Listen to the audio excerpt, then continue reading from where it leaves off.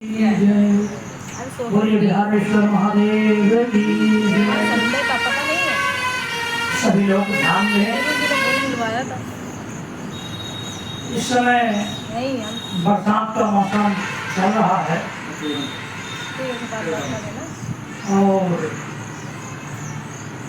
बरसात अनेक प्रकार की होती है।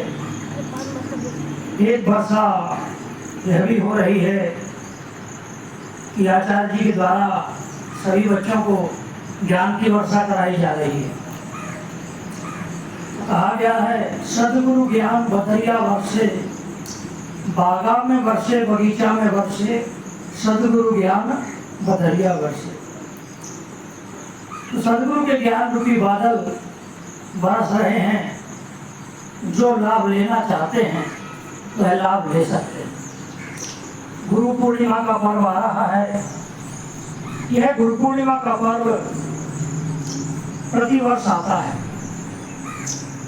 यह शिष्य के पूर्णत्व और के गुरु के गुरुत्व की महिमा का अवसर है।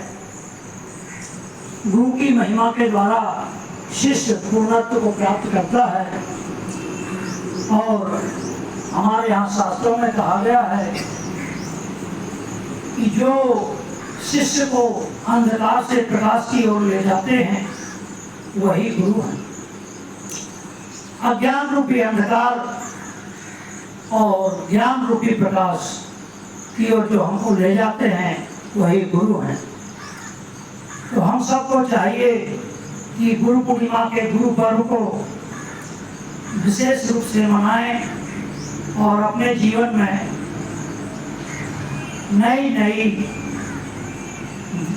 उमंगें पुनः भरें। नए तरीके से एक नया जीवन, जैसे नया वर्ष आता है वैसे ही गुरु की शरण में ज्ञान को ग्रहण कर अपना जीवन एक नई दिशा, एक नए मार्ग की ओर ले जाएं।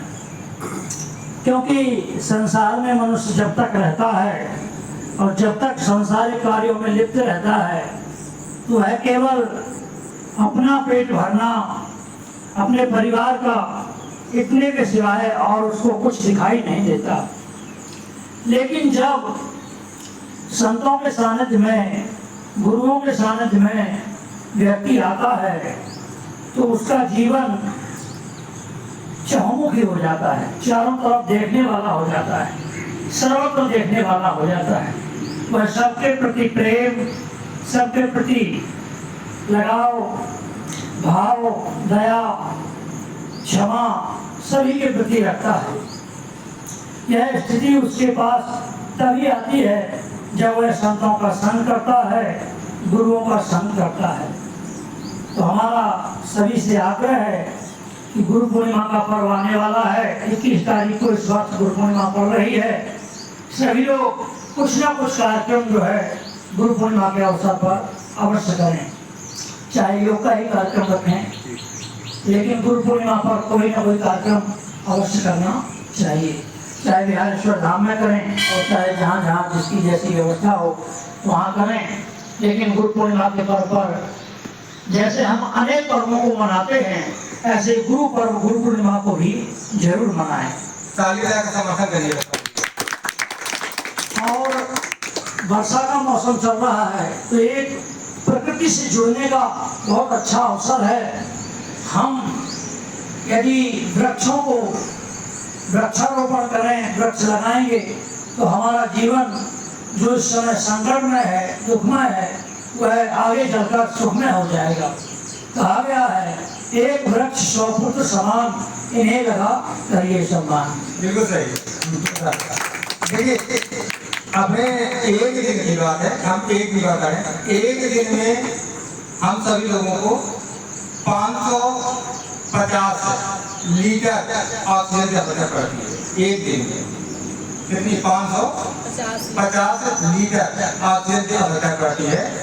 और एक वृक्ष एक दिन में 230 लीटर ऑक्सीजन छोड़ता है। इस लिहाज से एक व्यक्ति को 2 वृक्ष की आवश्यकता पड़ती है। आगे आने वाले समय में अगर ऐसे ही वृक्षों का कटान होता रहा तो बहुत मुसीबतें आ सकती हैं। अब आपको अपनी लाइफ में एक या दो वृक्ष लगा के जरूर जाना है।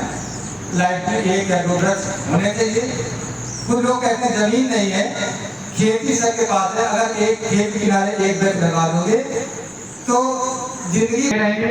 और वही अगर हम अस्वस्थ हो गए और अगर 10 दिन या 15 दिन हॉस्पिटल में एडमिट हो गए और उस ऑक्सीजन का जो चार्ज होता है उसका रेशियो पता कर दिया जाए, इससे जो पेड़ लगाने से जिस खेत के चारों तरफ फसल कमजोर रहती है, कम होती है, उससे वो चार्ज ज्यादा होता है। जी स्वामी जी।